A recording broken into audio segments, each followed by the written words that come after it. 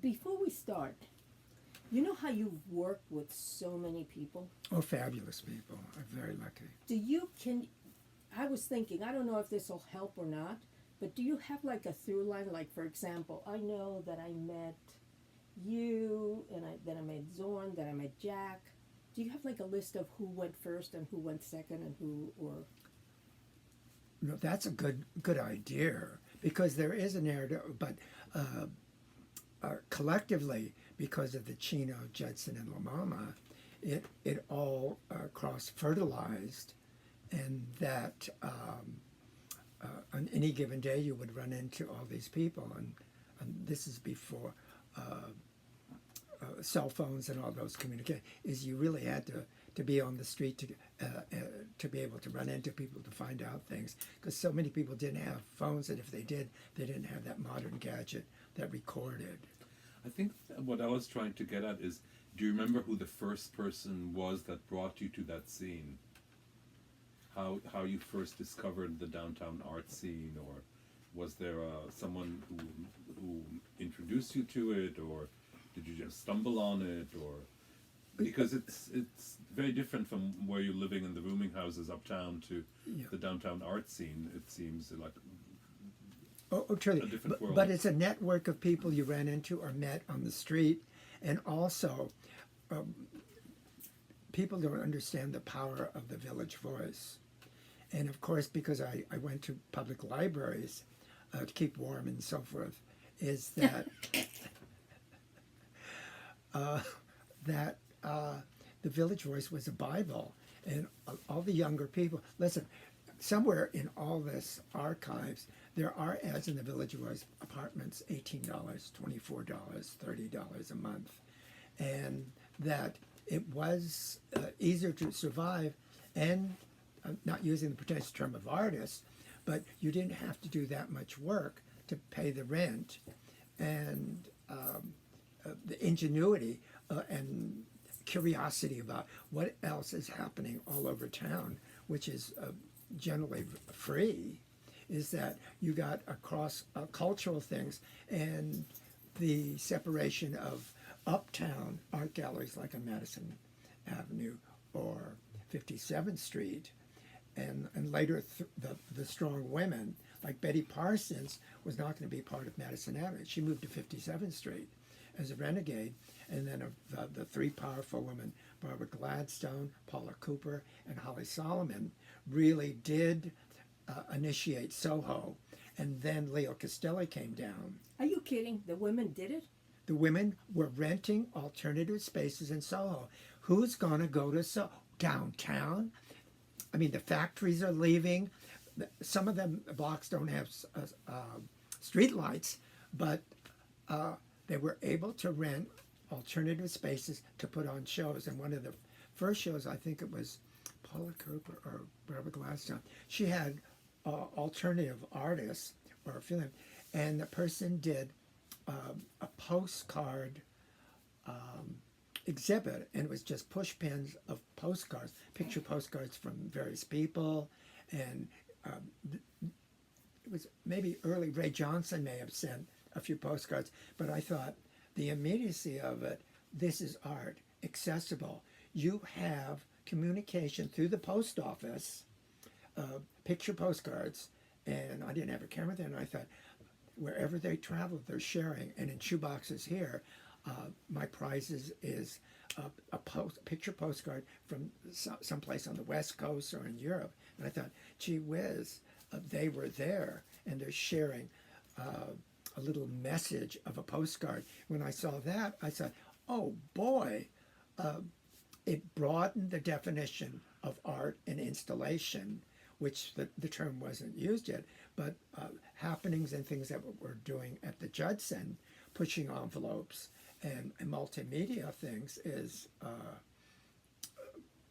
so incredible. Is I thought, gee, Broadway is really caught in a golden cage. They only present a certain viewpoint of social status, race, economics, and that was a world that we really didn't belong in, and it was a rarefied percentage of equivalent of a drawing room comedy, or equivalent of American drawing room comedy, of misunderstanding with a husband and a wife and all that business, which you really couldn't identify with. Then Hollywood would buy it, make a movie, and how boring.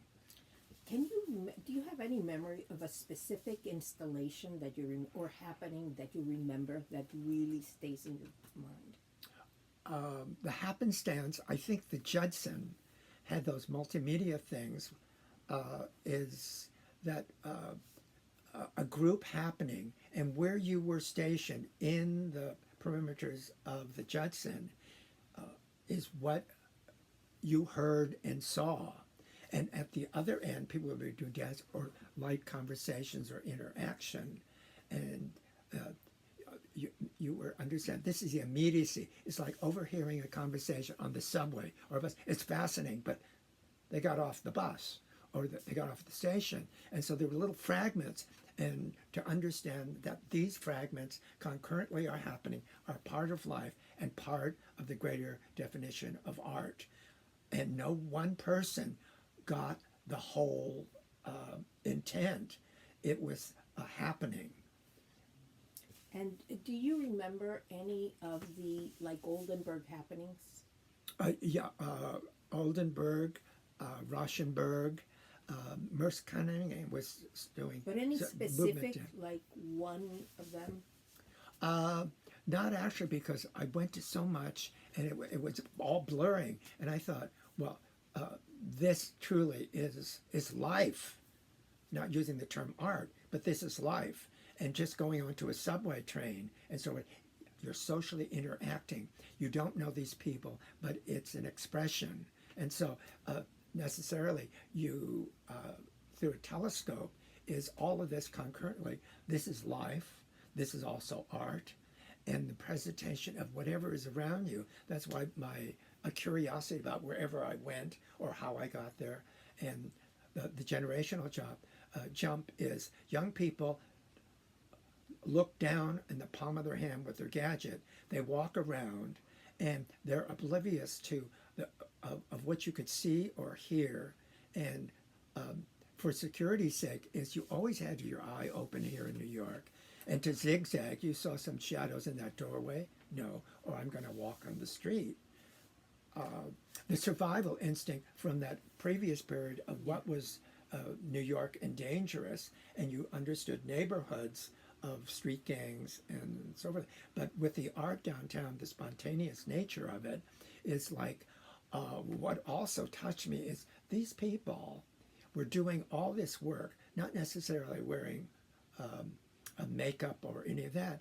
They just, after, they talked to friends and they went out and walked the streets, and they blended in, and everyone downtown, whether they were singing by the fountain in Washington Square Park or what have, they were partaking. You need the audience, and the artist needs, or the person who's standing on soapbox is, that was so real and wonderful. So my interpretation of that, being young, is sitting in a library, it's theater. You're sitting there and people are coming and going, checking out books or picking up magazines. And from that viewpoint, I saw all of this as moving life, which is incorporating the art of happening. In the context of what you're saying, I am really curious about the fact that you said the last time that when you first saw Jack Smith, you weren't sure that you didn't know it was theater. Yeah. Or you didn't know you were in it. Yes. So can you talk a little bit more about that? Well, what's curious about meeting Jack early and being friendly is I did not connect that with theater, even a small t. It was sort of an extension of a happening, and he never did the same thing twice.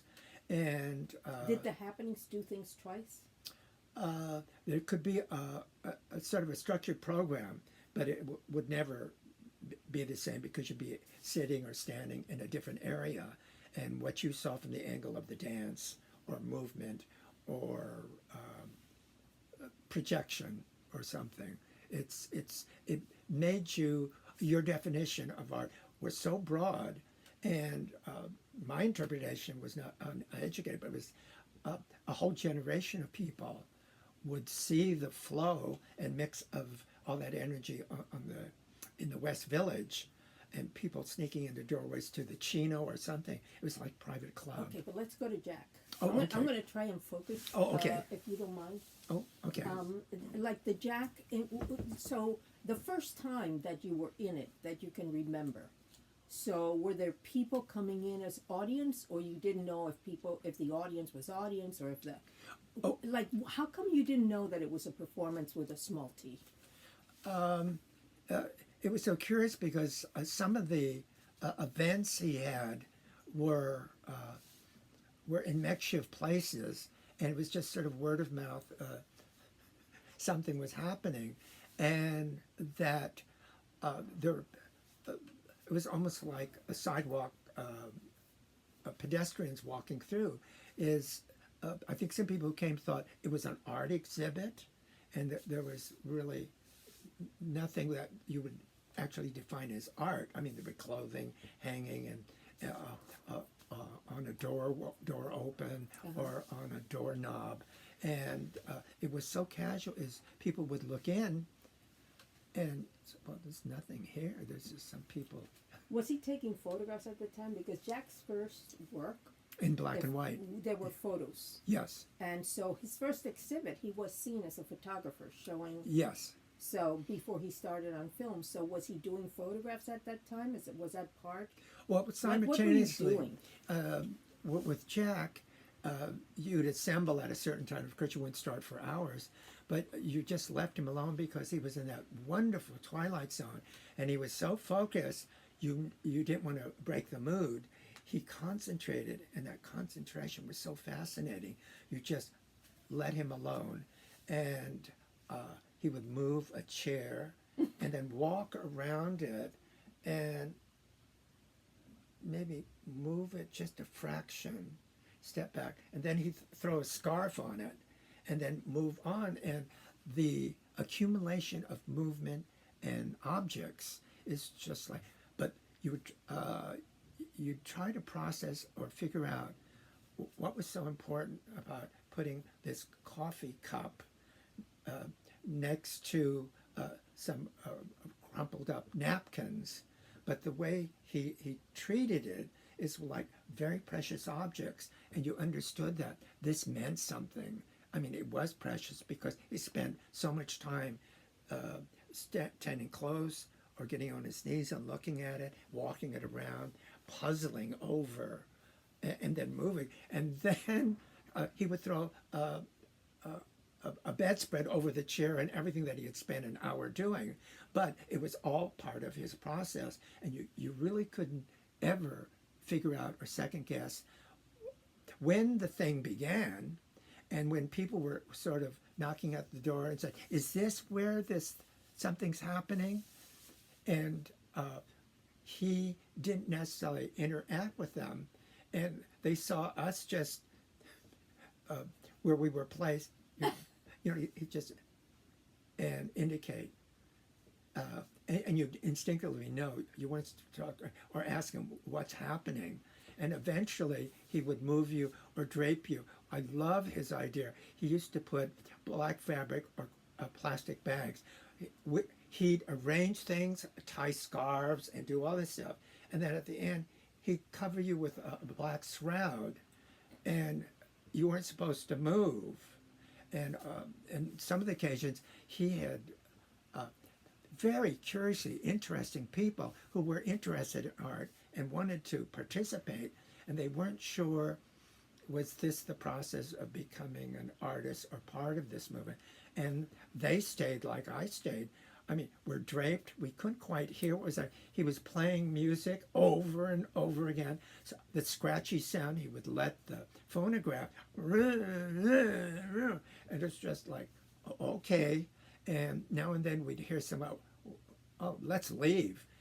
In the doorway, oh, we're not going in there.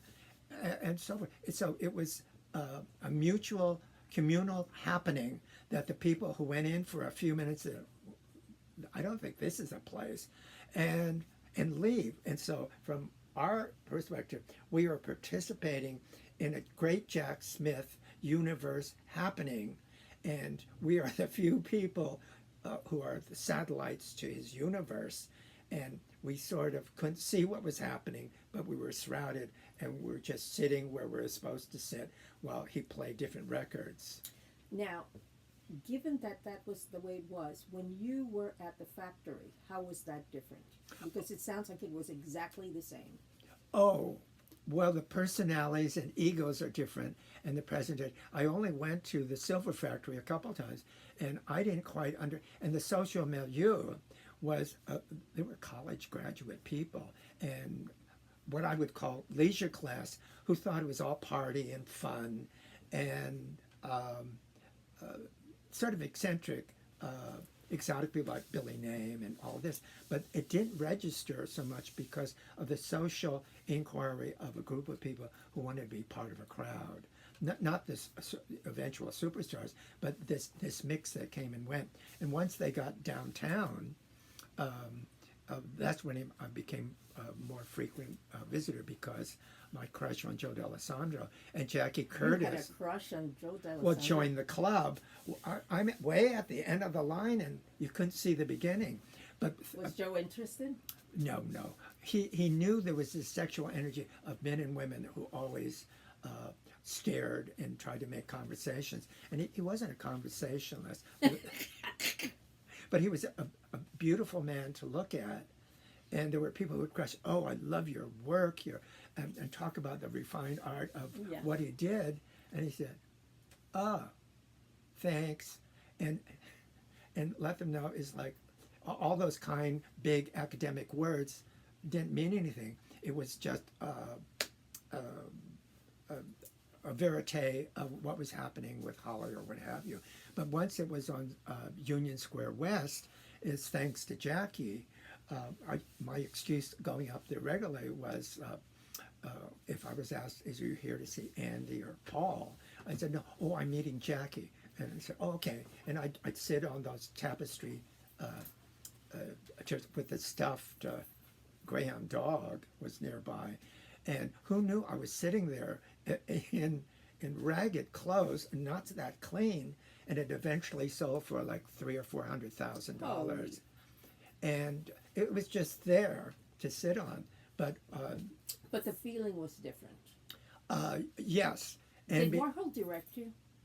No, we had sort of things that we were going to do, like his drag queen series, where we spoke about, is, although it was mainly black drag queens, is Queens of Color, is Jackie never gave me the message to call the factory or drop by or anything. But that doesn't matter, because Jackie Curtis was Jackie Curtis. And that was another stratosphere unto itself. So I was very blessed. With Jack Smith, I sort of knew you're entering a whole galaxy that in silence, the genius was working no matter what. What were you there when Mario was shooting with Warhol? No.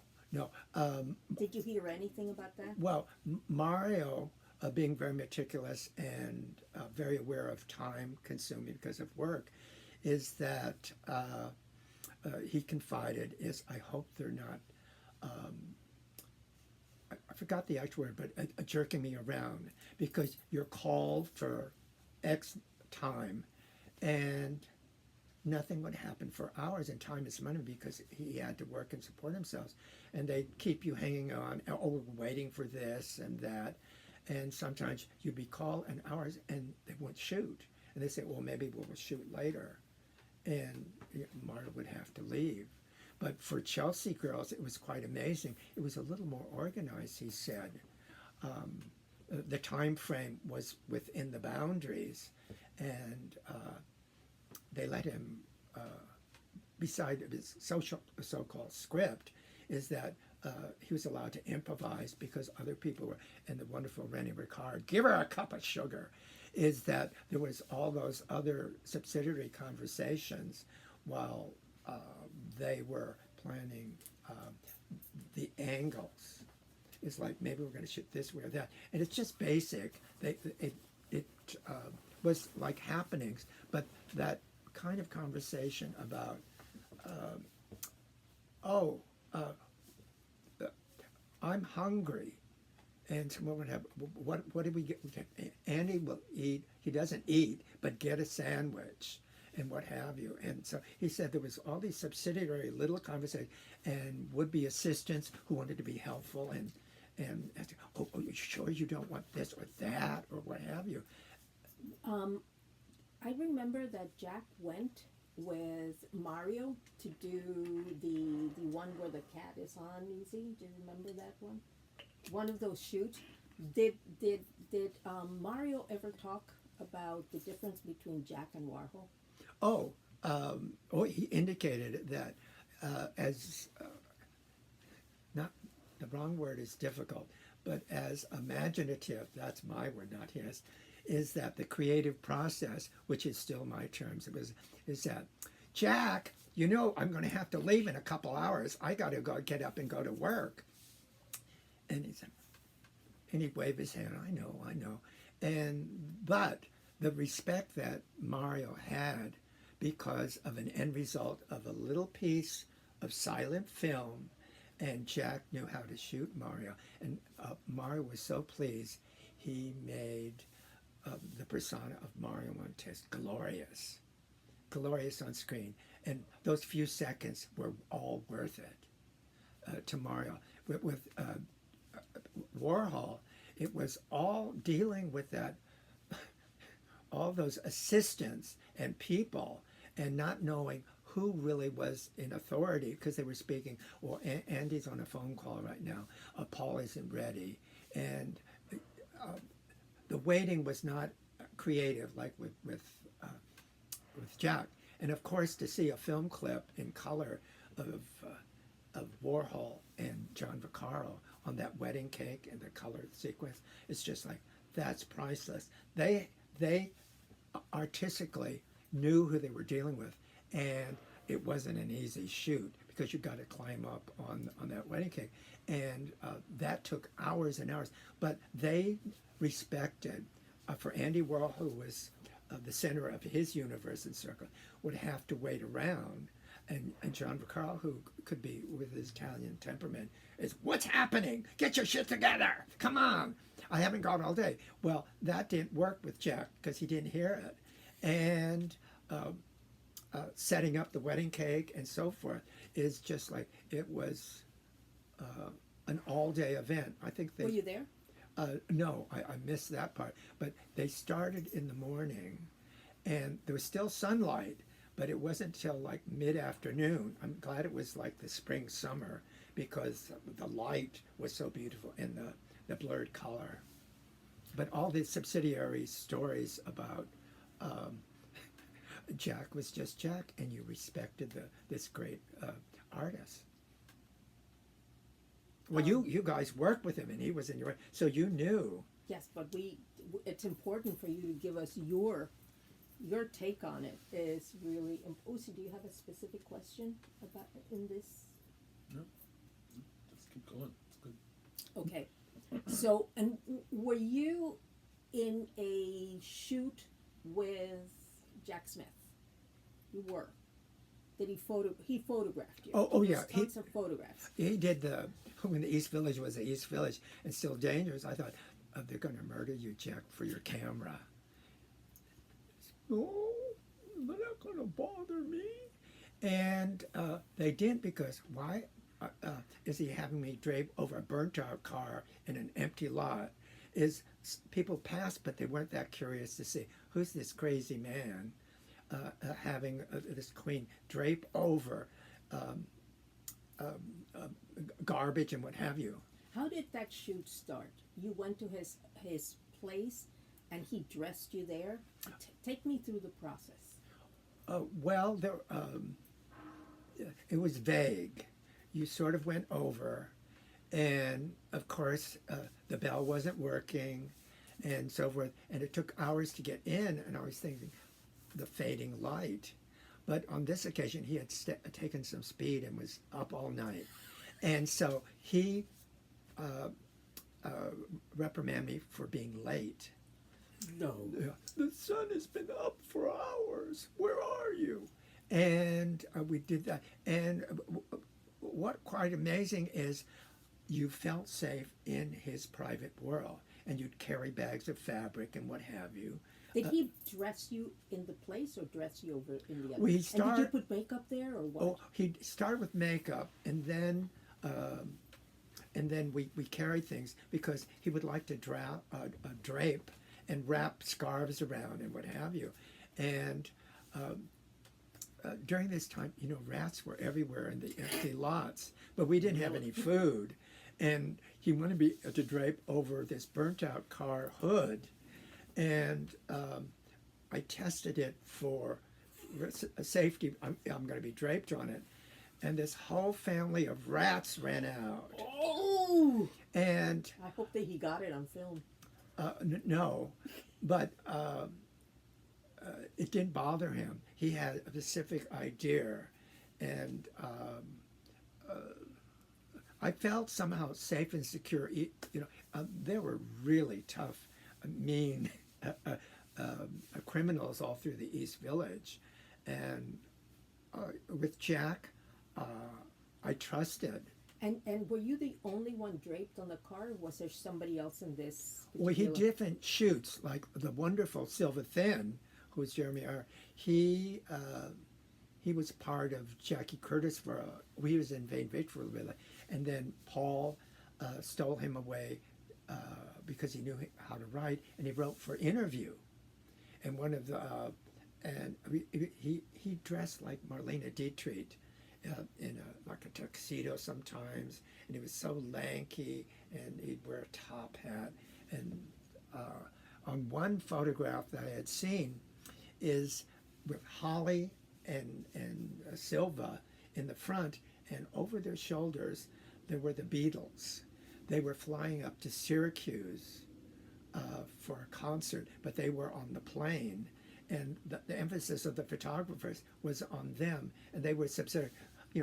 They're just the Beatles. They're going to do a concert, but we're on the same plane. And this was more interesting. And I thought, gee whiz, time and place and aesthetic value is that they're just British boys. They're a band. Okay, I'm going to go back. When Jack was doing the makeup for that car shoot, what kind of makeup was it? And did you like it? Did you put it on? Did he put it on? Oh no, I laid it out. I would never question the master. What he basically did is he did, and you trusted him. But to know you're going to be in this vacant lot out in the open, and he said, oh, why don't you take off your underpants, and then I'll drape, and you'll see the thigh, and all that. And I'm thinking, this is such a drugged out era. The police don't bother people shooting up on the street, or moms nursing a baby selling heroin. They should bother us. They're not going to cross this empty lot with rats and garbage. And so it was a very special time. And I wish I had more appreciation or brain power to know these were really very chosen moments in time. To absorb, here is the master, the great artist of the century. And this is the exploration of the work. And did he give you copies of the photos, or that wasn't expected? Did he pay you? Oh, no, I think just being his president, we're a nonprofit theater, and it was enough to share in this glory, because I really, it was a whole different world. And to know this genius lived in poverty but made magic out of nothing. And did he show those photographs in any gallery or in any show? Like that one where you're on the car. Did you ever see it in a gallery? Did you ever? No. In a show?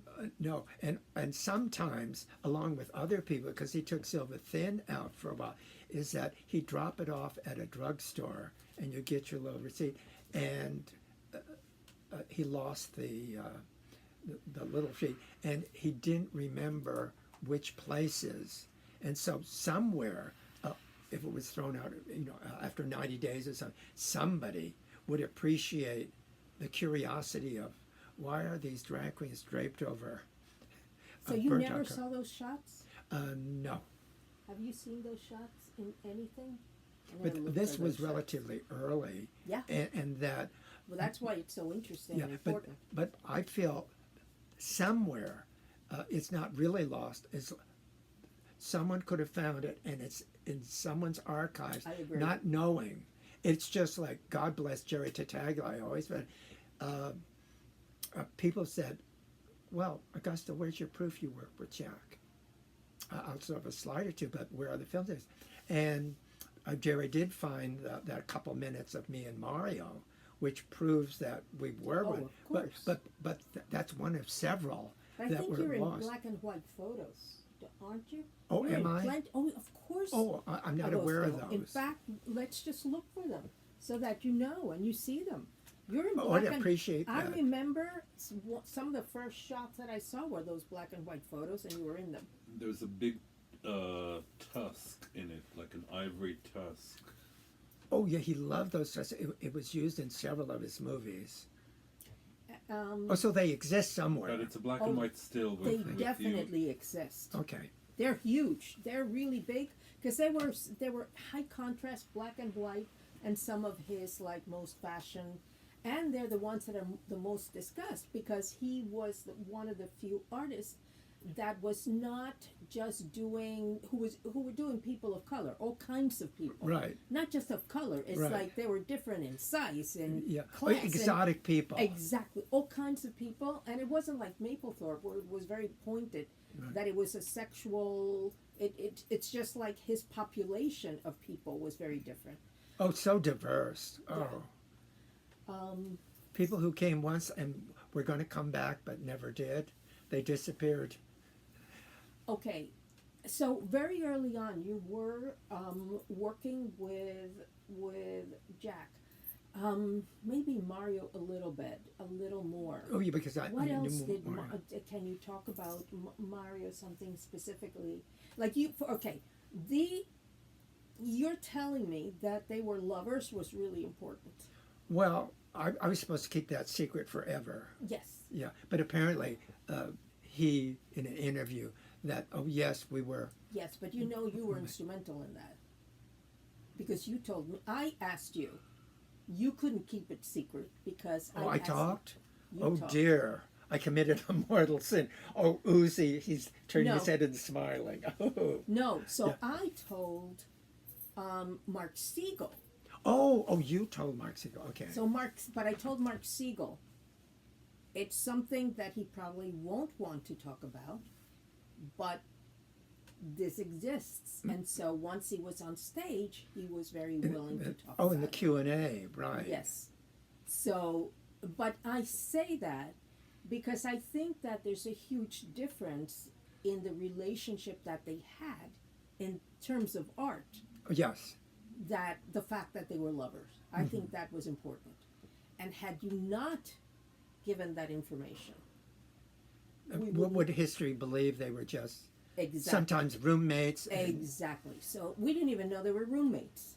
You explained that they lived together. Right, And I think that's when you very said live together, I went like, oh, and Mario would make a point of that is my bed over there behind the curtain, yes. Yeah. So to make it clear that it's a professional relationship. yes, but then he made it clear too on Right. stage. So there are things that I think you should think about Okay. that maybe I don't need to ask them of you, but you should think about that there's things that may be important that you may choose or not choose to say or not say. Oh, or, right. And along these lines, I thought Mark Siegel was going to do a bio of him, but he wants to do a pictorial bio. And that I put so much energy into, recollecting things. And he's being a teacher and he has a life too. But I've been sort of nudging Conrad Ventnor because Mario did, after I introduced him at Columbia, they became friends. And I think he's going down to visit Dave around Christmas, is that you're the only one that really could do a bio on Mario, and that I would talk to you. And All of that material, by the way, that you gave, if it was part of the arsenal, that is already, those are primary sources for anyone doing research. so it's a clearinghouse headquarters. I'll check it on you, but Yeah. live film Jack Smith, the reason why we did those two, you didn't go to the second one and the first one it was Ronald Tavel who went. Right. And then when he died, the idea was, okay, let's take Mario because we need a figure. But all of the recordings were, all of those recordings are part of the Arsenal's living archive history, and there for people to come and research it. Oh, that's wonderful am that that exists and lives. Okay. And so I will find out if Mark Siegel's is, because you gave him interviews for how long? Oh, I gave him small talk because he was interested. He tried to get Lola because he thought Lola and so forth. But at the time, her doctor's meds made her sleepy and tired and what have you. And when Conrad interviewed her twice, she fell asleep.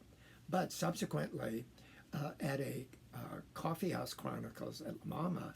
Oh, that's right. Yeah, I remember. that she was so verbal and witty. The old Lola is that the Yes. doctors just readjusted, That- which I think we all sort of trust doctors, Yes. and that I think other friends had, and Lola's that they reinvestigated. How many milligrams of this? And boy, at that Coffee House Chronicles, boy, she was zinging out there. Yeah, and I am fairly certain that I'll ask Mark, and the other thing that can happen is we can ask Mark to give some of those tapes as historical information to Leslie Lohman that can also allow it, or you can ask for a copy for your archives, for Oh, okay, example. but to know it'd be a You should buffer. ask for a copy of those for your archive. As we sit here looking, oh yes, it's some yes. under. But I no, think it's it's good for you to have it. Okay, Right. so let's can you so you met, okay, there's the myth of you and Jackie Curtis. Oh yeah, yeah. Like I said, 90%. It's actually the thing. In '67, I did meet all of them at John Vaccaro's performances and things, but it wasn't that middle class. Oh, hi, my name. It's just like the face and a first name. And Jackie was already a star, and everyone in the Playhouse to me was just the most fascinating, wonderful people. And so, just mixing with them lightly and being sort of shy is it. You would see these people over and over downtown, and officially, I gave Jackie Curtis that story that's in Craig Heiberger's. Great.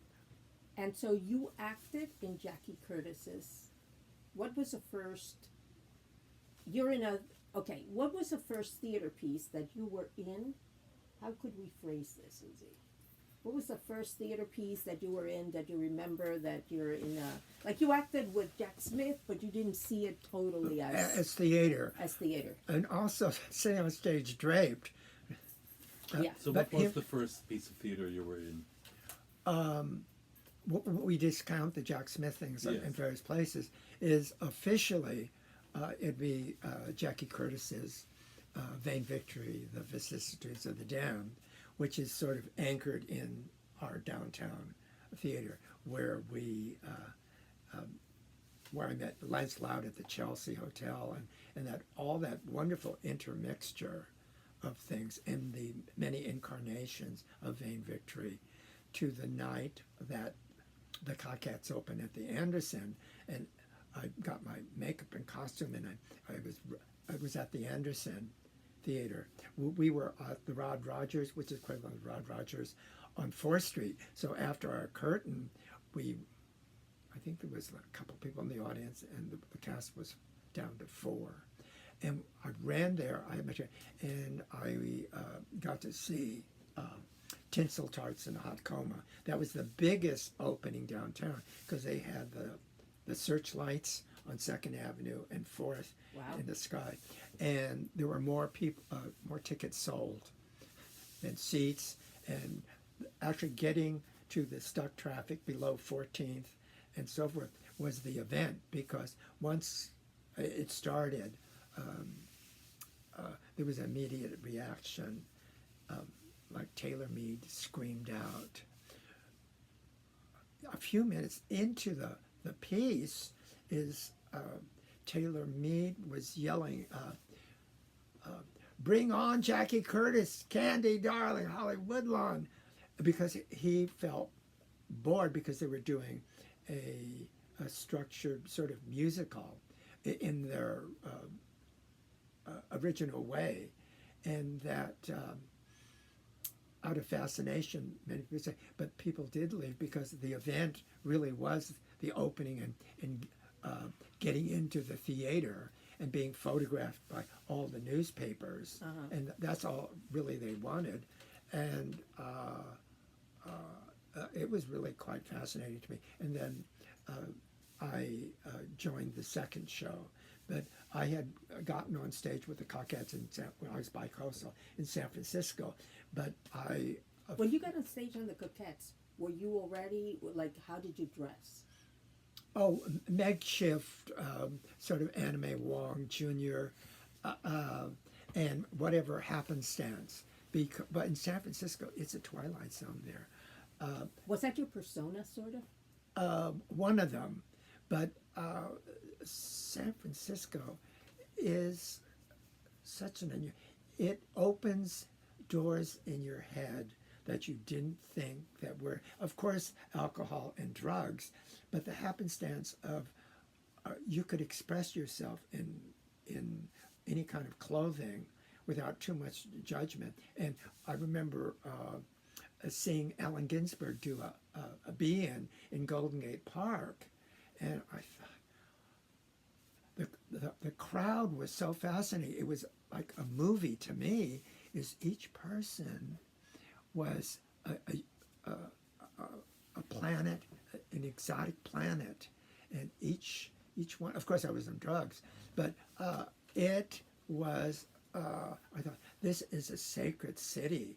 Everywhere you went, and also with drugs and drink and sex, it was just so fascinating. And so many people spent the day going to Salvation Army and thrift shops, because at that transition in the 60s, a generation had died and they donated all those period clothes. And so we were all dressing in Hausfrau kind of city 40s and 50 outfits, like period ladies, but it looked good. What kind of drugs? All kinds of drugs that were available under What various. were they at the time? Like speed or more? A little speed. I think the motorcycle gangs had a lot of the other kinds of drugs, but grass was everywhere, acid was everywhere, and ups and downs were circulated. Ups and downs are circulating. Yeah. What were you doing with the motorcycle gangs? Well, they supplied a lot of the important drugs. Okay. Okay, so you had the kind of okay, can you give me just quick, like, what different personas did you have? You had like the anime, Wong did you Jr. shift?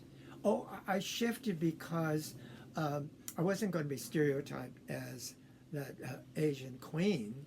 Is that there were different moves and different personas that you would shift depending on the garment you got from the thrift shop. Truly, $1, $1.50, $2 for a very well kept up little a dress that you might go downtown shopping in. It's very tasteful, and you could get gloves and the purse and the hat with a little veil, and not quite be a church lady, but you'd be an upper middle class lady going downtown to shop in the big department stores. And yes, we did go to like the Emporium and I. Magnin, City of Paris, and Maiden Lanes, and we went into Gumps and so forth, and carrying our little purse and looking, and people accepted if you conducted yourself in a certain manner. They certainly know with people with 3-day beard or what have you, but acting accordingly and lifting up your veil. May I see this in the showcase? And like mutual respect. And he said, oh, let me think about this. I'll come back. But the game or the camaraderie is was ongoing. If you acted accordingly, you were treated. So actually, depending on what you would find, or you created would that and persona then of the day. you were drawn into, oh, this is interesting. So then you created that look or that Yeah. specific. for And that. there were like-minded people, and I would say, "Oh, let's go shopping." And then it wasn't the Salvation Army or the thrift shops. Is you want to go down to Market Street and around Union Square there, and do some shopping. Oh, why don't we have lunch? And of course, the cheapest place to eat was in Chinatown. And for 95 cents, you got a soup, an entree, and everything. And it was really quite filling. That could be your meal for the day. And were you quite the dish with a lot of people hanging around trying to get into your? Oh, no, no, no. I was last in line. There were so many fabulous people. I mean, I feel I was very lucky to be part of a crowd and a scene, and I was more of an observer. It's almost like I was a camera. You were the voyeur. Oh, yes. No wonder now you're the one who has to tell all the stories. Oh, well, you're right, because if you can really believe, I was quiet and shy at one point, but I was taking everything in, and I just thought, I was so lucky. There's all these fabulous people all around. It was theater all over the streets, and all you have to do is walk around, and people did interact with you. And during the hippie days, when the East Village, Fillmore East was 68 and some of that, but Tompkins Square Park was crawling, every seat and thing. There were so many people. It was like a bee in encampment. How did you get to San Francisco? I took one of the times I took a bus. Do you know that? And those buses didn't have toilets. And it's like a 5-6 day, and you had to go through so many local stops and towns, and then you could go pee. And they said you have 20 minutes, you can get a cup of coffee, a sandwich, and get on the bus. And I did that, I think twice, and I thought, oh, it's the crazy people. I'm talking about crazy people who are taking this trip. And they won't always be going to the coast. They'd be going to the Midwest or what have you. And then I learned at NYU there's a bulletin board of people who are driving to the West Coast, to Seattle, to Portland, what have you. And all they wanted was company, and you can pay not only one passenger, but 2, 3. And you chipped in for some gas and what have you. And often there wasn't much. We'd pull off and take a nap for a while and keep going. But in those younger years, I was never brave. I knew Queens here who said, oh, please, I'm just going to hitchhike. And there are serial killers all over the place then. But who knew is that, oh, whatever happened to X, Y, or Z? Yeah. Well, they were going to California. And you never know if they got that far. But just sticking out your thumb. And there were some young women who sort of dressed in dungarees, and they had a ponytail and a cap, and they said, well, I could pass as a boy, and before I get into a truck or a car, and I tell them where I'm going, you size them up. But guardian angels, so many people did that regularly. Oh, it's autumn, it's cold in New York, let's hit California. And they did. I mean, So did you know the Coquettes before you went out, or you just met them there? well, I knew Hibiscus from New York, and that just going there, also not particularly wanting to be in shows, but you ran into all these people, and I wasn't officially in the tight group of Coquettes, but I would go to the shows at the Palace, theater where they show a midnight show of Maria Montez and so forth. And then there'd be a show afterwards. But as I talked to Rumi Kakat, one of the original 13 Kakats, last night. She's in Oakland now, and she's in a wheelchair and oxygen. But we've done 6 shows here in New York. Doesn't stop her. And tonight at the Kern or the Gary Theater, Taylor Mack is doing a gala opening night, and Machine Dazzle, who does his costumes, and Kakat Rumi will be willed on stage for a guest cameo. And So nice. I mean, it's the recognition, and as Rumi says in all her stories, is we were presenting a show, a narrative, and what have you, and she said, I think on the second or third performance, there were 30 people on stage, and it was like a communal happening theater, and that the structure is that we rehearsed and so forth, and so necessarily she dropped out, and other people who joined in became sort of the structure. You're very clear on socioeconomic status and class. Oh, I am from. And so you talk a lot about, and did you feel that you and Mario, for example, and Hollywood Lawn, did you feel as though you were treated differently, or? Well, I think kindred spirits, because we all knew what we went through, and that Holly was so vulnerable and wonderful, is that she was like a helpless child, and there's an instinct in all of us, is Holly really, God bless you, Holly, you're up there, is she was so open and honest and vulnerable that people did take advantage of her, but she would be unaware of she was being taken advantage of or Really? exploited. But I can't imagine Mario not being aware.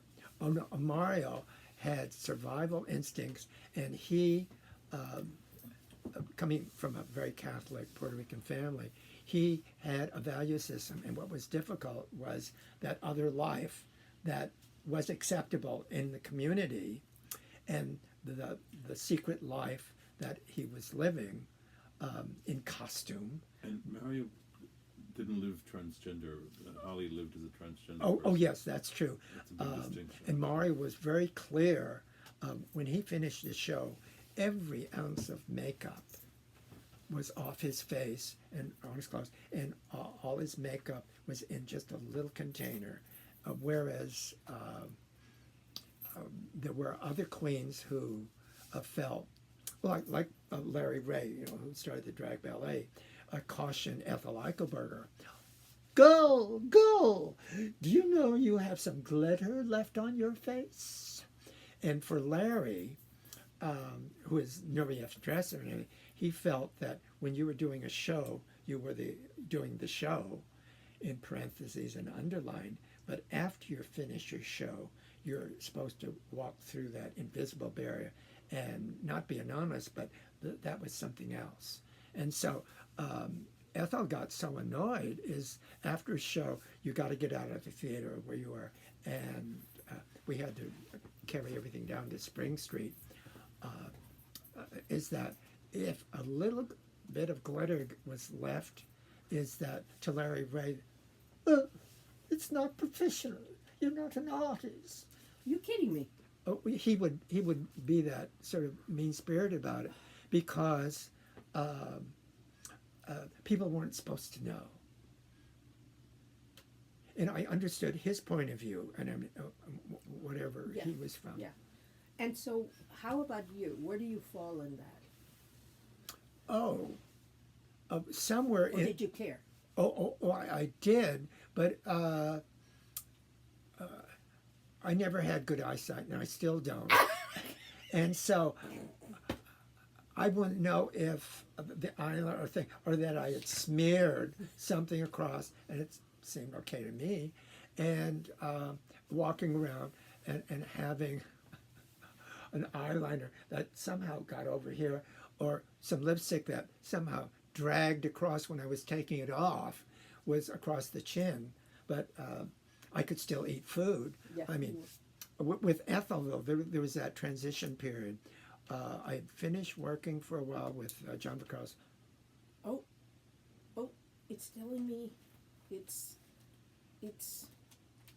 I talk that much? no, no, you keep going.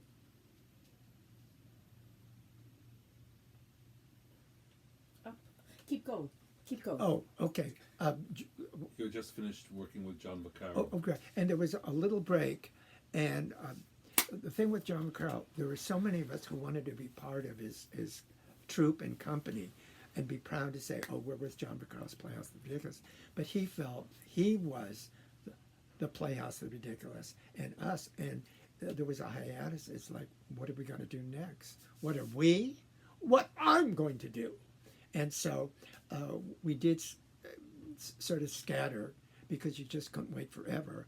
And it happened, I think, maybe a few other pieces, but I fell in with Ethel because I met her years before.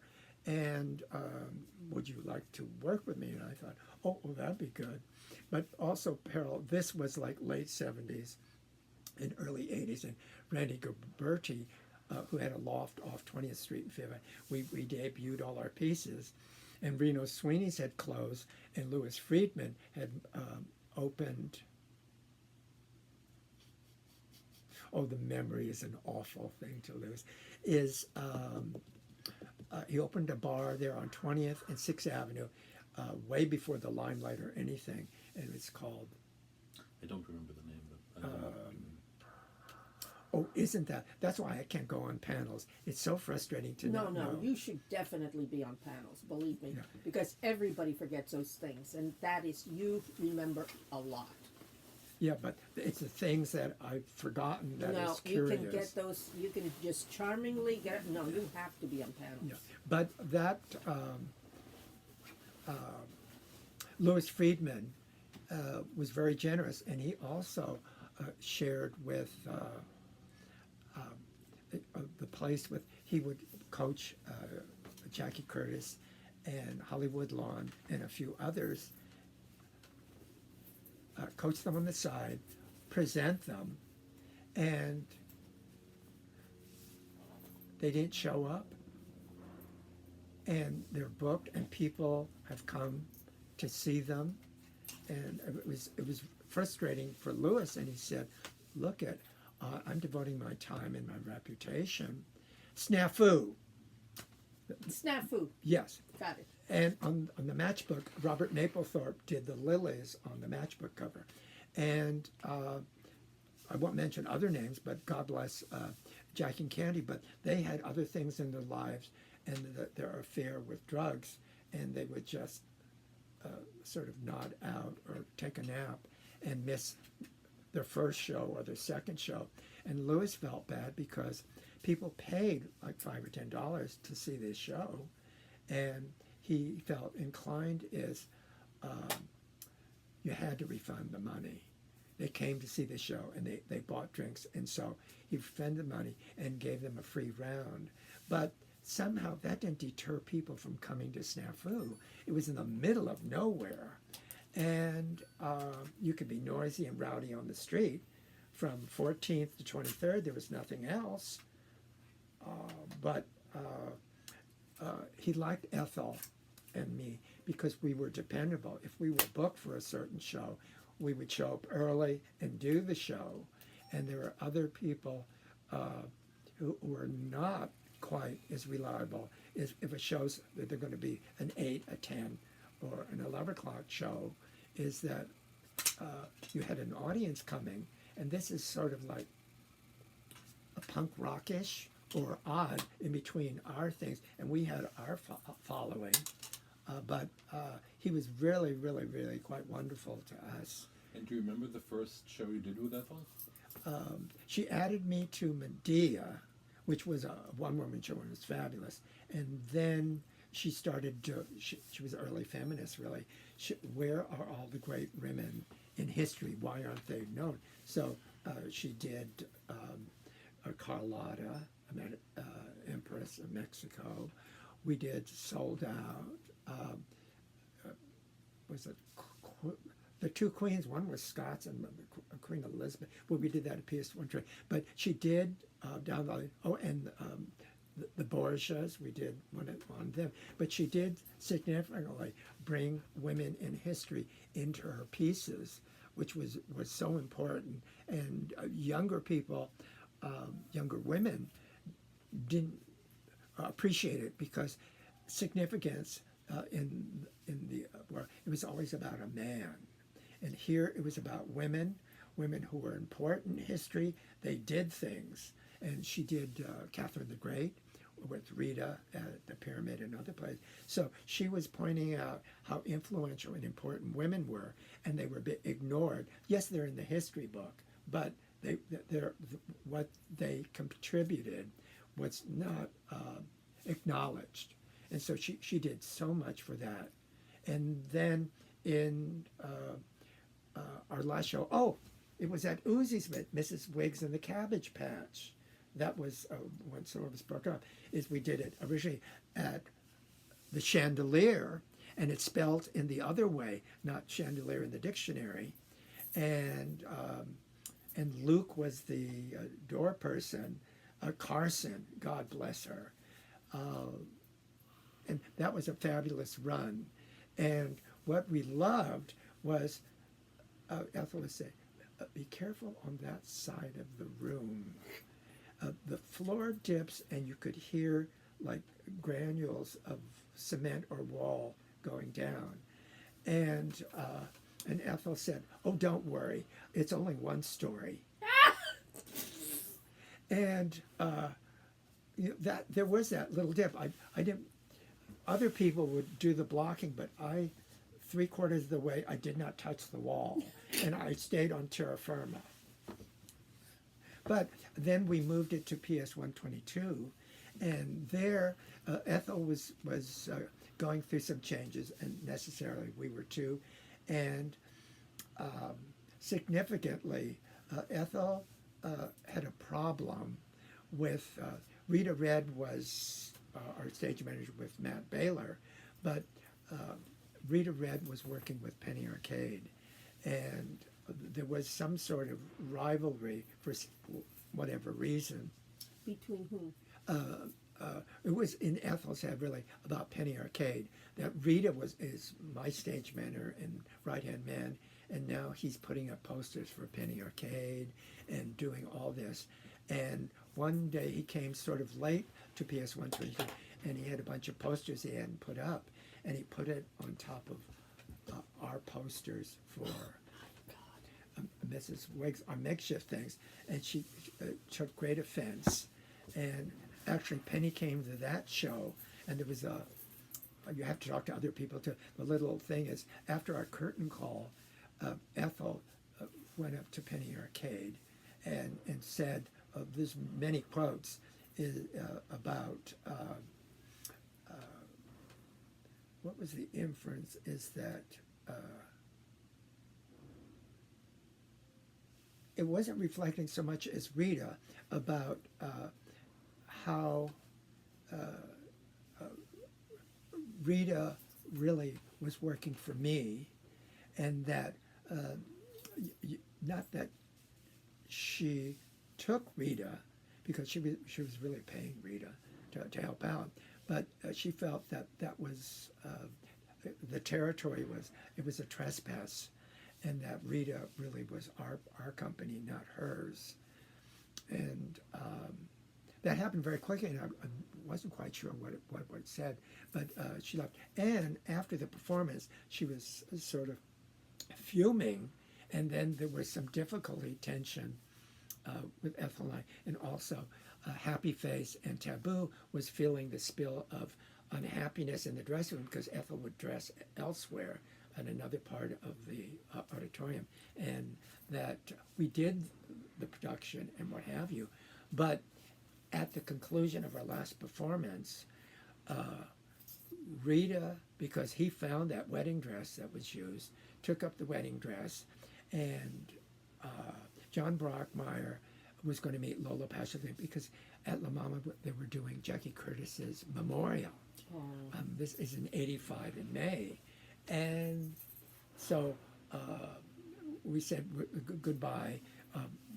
We've got to rush over to Jackie Curtis's memorial, and so Rita grabbed the wedding dress, and it was trailing out the door as Ethel was looking what was happening, and then poor Happy Face and Taboo, Stephen Tashin, were sort of, the sort of new kids and all that kind of said, both of the ladies said, we are the children and you were the parents of the pyramid and how you conduct yourselves. And it was jarring because we were one family doing a production. We did the Hamlet, which was so well received, Black Eyed Susan, and so forth. And so that was sort of the split of that. And John Brockmeyer and Stephen Burdick they were supposed to go to Jackie Curtis's memorial, but because they assumed that Rita Red and I would help bring all the Mrs. Wiggs and the Cabbage Patch back to Spring Street, that evaporated. So before cell phones, John said, well, if you see Rita, Lola, and tell them that we're not going to be there because we've got to load up all this stuff and help Ethel back to Spring Street. But I mean, life evolves, and then she did. Ethel had that feeling. It was a misunderstanding with Ellen Stewart, and it was because Charles Ludlam told Ethel, "Don't ever play La Mama, because she will try to own your work." Oh my God! And Charles didn't understand at the time. And no, is when you do a production at a theater, you sign a thing, and then if you move, you give the credit. You just give the credit. Yeah, and that's so standard. forth. And so for years,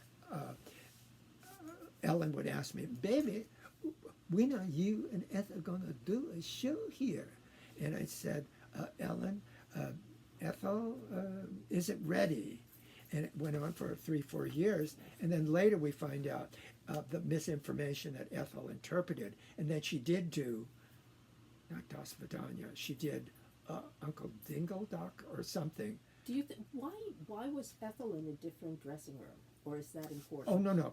She felt the tension. It wasn't I she see. decided to go So to make up on her own. Yes, Yeah. because in order to perform, you don't want all that other drama. Other stuff. And we were uncomfortable because for that run is you couldn't talk to Ethel, really. There wasn't the small talk or what have you.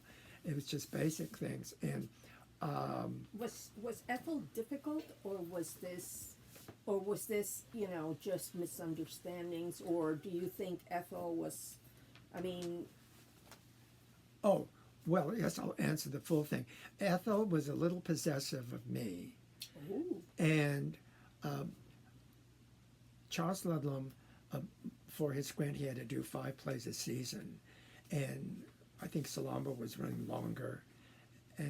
And he had to do at least one performance of another play to fulfill the 5 productions of the season. And he may have done 2. But it was one line, and I was to play Mrs. Wu. It's how to write a play. It's a playwright in his apartment who has a block, and he has all these neighbors who want to help or whatever, and they walk through. And all I did was a neighbor, and I had one line. And Charles had asked Ethel, can Augusta just do this performance? And she said, well, depending on our rehearsal schedule and what have you. Well, in any case, in fact is, Augusto, I told Charles that you really don't have a good memory and that other things. And I said, but it's only one line. It's just I come on stage and say one line and then leave. you didn't read it. Right. And really, because I'm like not in front of everybody. I go into the kitchenette and look through the pass through. But in any case, she subconsciously or consciously, she felt that Charles didn't have the right to borrow me, and so she more or less said to me, "Do you know? I think we should rehearse more." And I told her that the date of the one run through not available, and the one or two performances, and she said, "I think we should rehearse that night." And so more or less is I couldn't. And it was disappointing because Charles said, "I always wanted to work with you, and you wouldn't take over for Mario's, what's the one about the third sex? He is Island of Lost Soul. What was his version? But in any case, and then I wouldn't take over for Eunuchs of the Forbidden City, and that he wanted to do a thing on Chinatown about the War of the Tongs. And I felt that I didn't want to play into the caricature of an Asian, and that pidgin English or whatever he would do, which would be offered. But he didn't do it anyway. I mean, I would have seen it. But little things like that in the nature of our downtown world. And God bless Ethel. I mean, she's part of the history, and rightfully so. But she did suffer in her own way, and I ignore that. That's Hollywood calling, but this is more important. If they want me, they'll call back like Norma Desmond. What? Oh, that would be a great thing for you to do. No, but Ethel, God bless her, she felt wounded. I later learned, and that she did do subsequent pieces with Rita at the Pyramid Club and what have you. Right. And through the grapevine, Ethel wasn't looking too well, and she had done the Threepenny That's what I was Opera. wondering. The If Threepenny that Opera. had, Yeah, but by this time, she had moved in to John Brockmeyer's and Stephen Burdick's house in Staten Island. And she also, because on the route you had to go through a bad housing project to get there. You could go the long way, but after a show, she bought a bicycle, and she would take a bike on the Staten Island Ferry, leave the bike at Matt Baylor's on Christopher Street, catty corner from the Theatre de Lille, which is a Lucille Lortel Theater, and then go to do the show, and then afterwards sit with Matt and then take the ferry back to Staten Island. And that was a good routine. And she bought him a nice color TV set. And he felt he was still connected with a part of the old village. Mm-hmm. Is there a part that you have always wanted to play that you didn't play? With Ethel or downtown or Anything. Oh yes, that's a very good question. There was in Ken Bernard's play, the 60-minute Queer Show. I actually learned the lines, and there were callbacks and what have you. But it did go to Amsterdam, and because we went with Ken Bernard's Magic Show of Dr. Magico, Amsterdam's so easy that I was. You wanted that part. I wanted that part, but many people were going up for it. And God bless Byron Thomas. He was so fabulous. He had worked with the Playhouse. Somehow,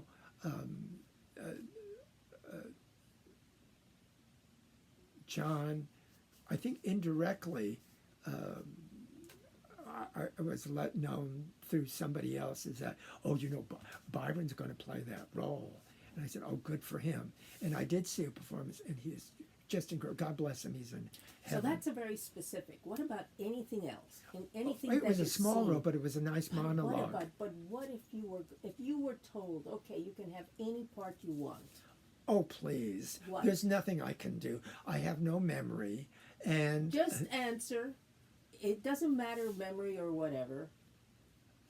Just this as a oh, well, my fantasy, which I'm a closet writer of 50 years, which You're a closet writer, huh? yeah. And I have bits and pieces of paper and so forth. And I did a babbling series in the 80s here in the East Village that, let's get the title, the piece that I'm sort of working on and I'm being prodded.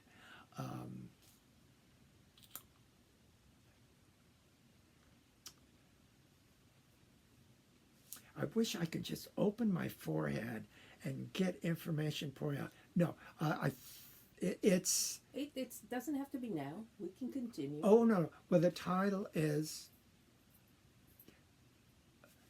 Stories Shared on the Steps of Saint Veronica, pre-Stonewall, and it's about all the wonderful people I've met on the steps of that thing. And the main thing was, which in the piece I'll explain very, very quickly, was Christopher Street at the top was Greenwich, and then but below the path station is, people would say, the bottom of Christopher Street or the foot of Christopher Street, and some of us would say the soul of Christopher Street, and that we would talk and share. And on that, the elevated highway was ugly, that blocked the view of the river. There was the archive building, the post office, and then how the street curves, there's the path narrow, the station. But the church was a place to sit and talk, and police didn't bother you, and you could transition. But the oasis is the Silver Dollar Cafe and the transition of their clientele, which as the evening came on were the various queens and drug dealers and so forth. And it was, I always felt, well, I have two menus from it somewhere in the archives, and the memories of it was an oasis in a desert, and it was sort of like twisted. It's like our Sardi's in a way, because you know, the people who hustled, did drugs, lived in the welfare hotels, who came from 8th Street and so forth, would all be able to sit in the booths and things and chat about life, the life they wanted to lead, what movies and what have you. And the Greek people, they came from a little village outside of Athens, and they aspired to work in restaurants in Astoria then, but they were stuck there. And we always thought, what do these people from a little village in Greece come to work in America, and they end up in this greasy spoon? And there were times they were short of help, and you would order things and then sit back, and they'd say, "Mary," and all our heads would turn, "Your hamburger's ready." And so, oh, okay.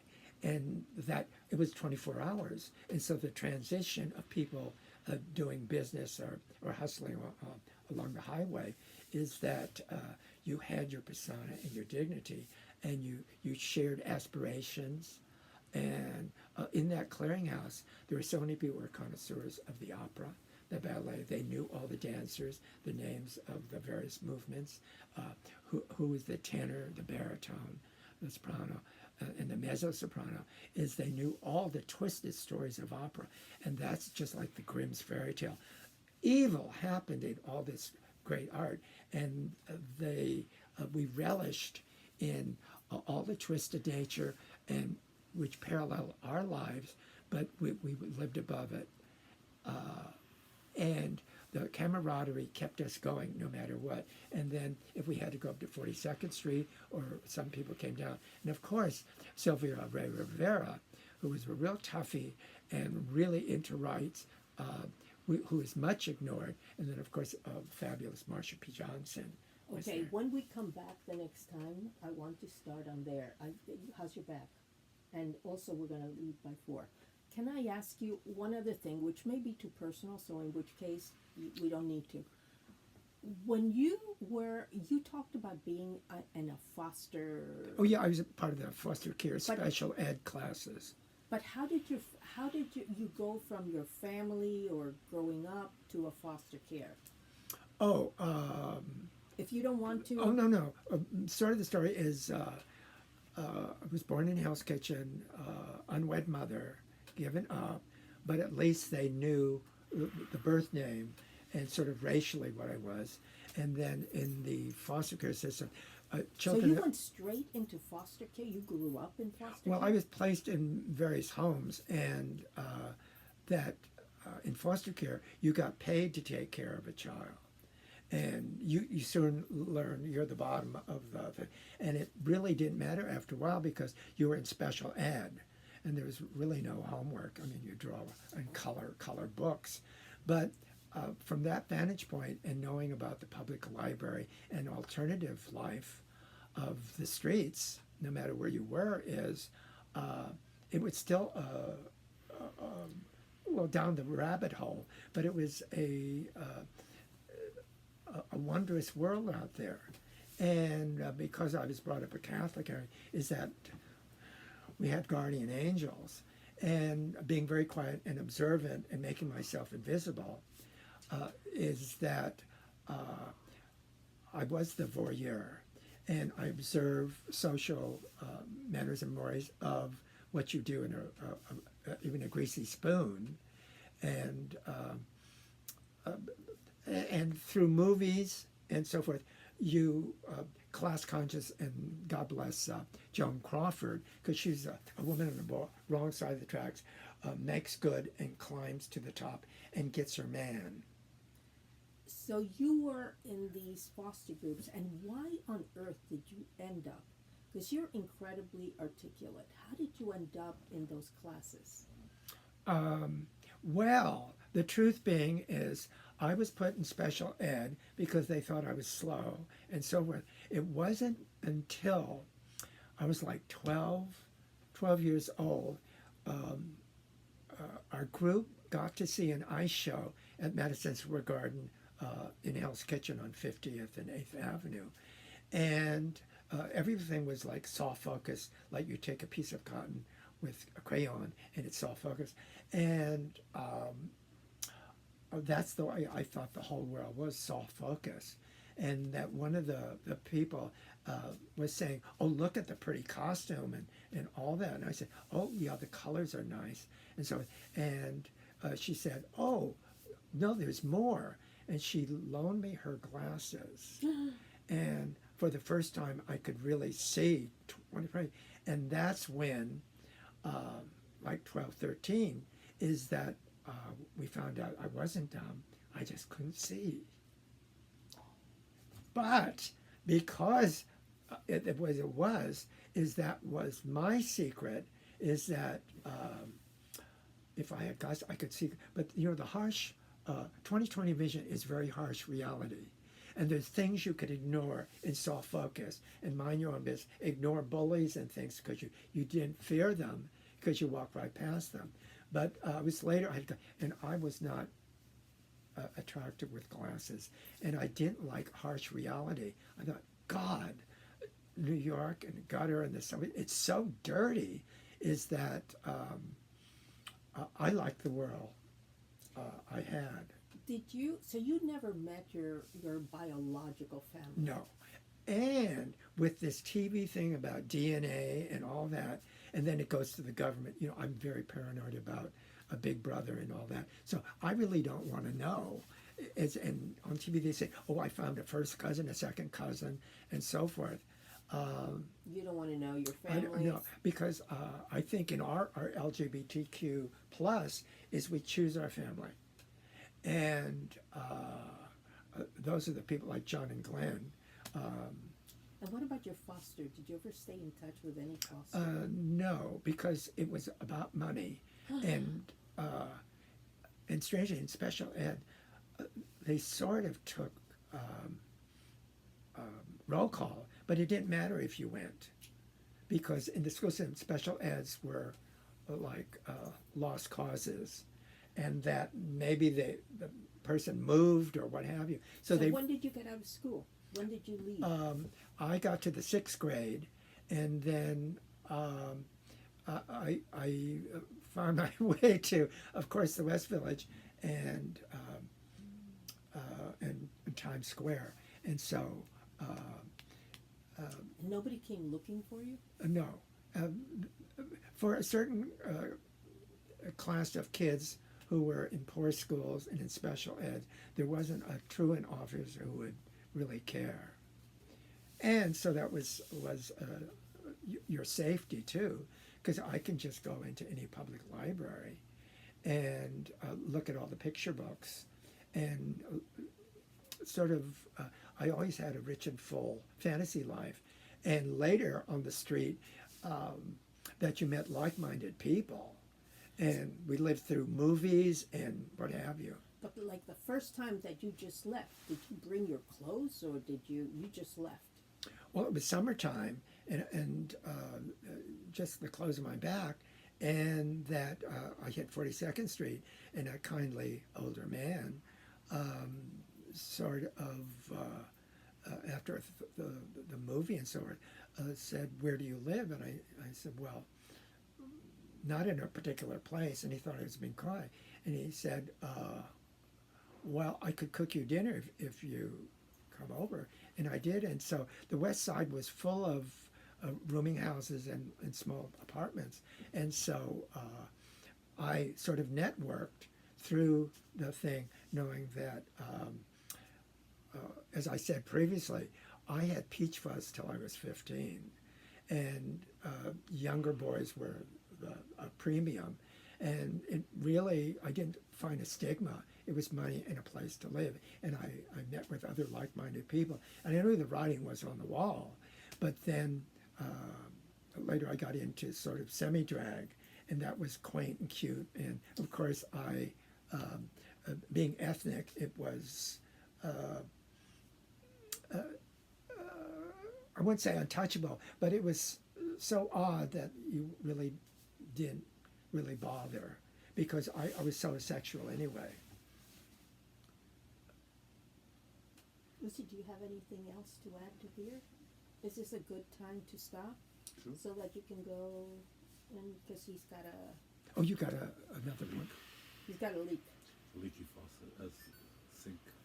Oh no, plumbing is just the most difficult, personal and physical. They still haven't fixed my toilet.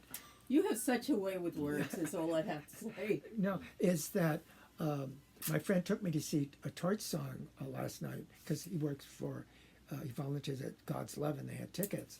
And fortunately, I thought, oh dear God, I don't want to leave my seat or bother people, but there's got to be an intermission soon. And as soon as the intermission, I ran. And do you know, I've noticed in the last couple of Broadway shows, the men's room line is just as long as the women's line now. And I don't understand why, but it was backed up across the lower lobby, and then up the stairs to the lobby. And I thought, they're not all old men who are waiting for Mr. Blatter, please. Should empty. we Oh, we're still talking. Yes. Okay. should we like so